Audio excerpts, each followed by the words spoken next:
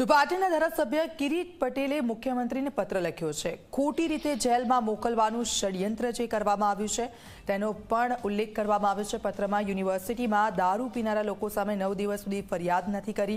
પ્રદર્શન દરમિયાન વિદ્યાર્થી સિવિલ ડ્રેસમાં રહેલ પોલીસ વચ્ચે ઘર્ષણ થયું હતું। લાફાકાંડ મુદ્દે 24 કલાક બાદ પોલીસ ફરિયાદ નોંધાઈ છે। જામીનપાત્ર ગુનો હોવા છતાં વિદ્યાર્થીઓને 2 દિવસ કસ્ટડીમાં રખાયા। રાજકીય ઇશારે અમારી સાથે આવો વ્યવહાર થવાની સંભાવના, કાયદેસર રીતે પોલીસમાંથી તરત જામીન મળે તે અંગે પણ પત્રમાં રજૂઆત કરવામાં આવી છે। પાટણ જિલ્લા પોલીસ વડાને આ અંગે તાત્કાલિક સૂચના આપવાની પણ માંગ કરાઈ છે। તો આખો આ પત્ર લખવામાં આવ્યો છે મુખ્યમંત્રીને। કિરીટ પટેલે આ પત્ર લખ્યો છે। સંવાદદાતા પ્રેમલ અમારી સાથે જોડાઈ ગયા છે। પ્રેમલ, એક પત્ર લખવામાં આવ્યો છે અને પત્રમાં ઘણી બધી બાબતોનો ઉલ્લેખ થઈ રહ્યો છે। શું વિગતો તેને લઈને સામે આવી છે? કોઈ જવાબ આવ્યો ખરી?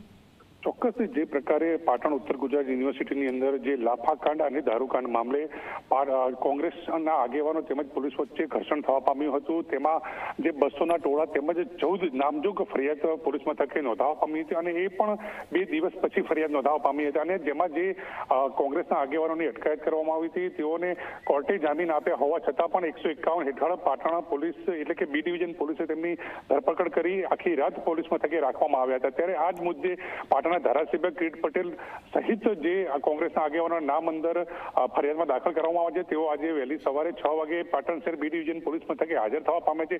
ત્યારે આ જ પ્રકારની ઘટના ફરી તેમની સાથે ના બને તેની અનુસંધાને મુખ્યમંત્રીને પત્ર લખવામાં આવ્યો છે અને આ અંગે એસપીને આ બાબતની જાણકારી કાયદા અનુસાર કરવા માટે રજૂઆત કરવામાં આવી છે। જી બિલકુલ, આભાર પ્રેમલ સમગ્ર વિગત બદલ।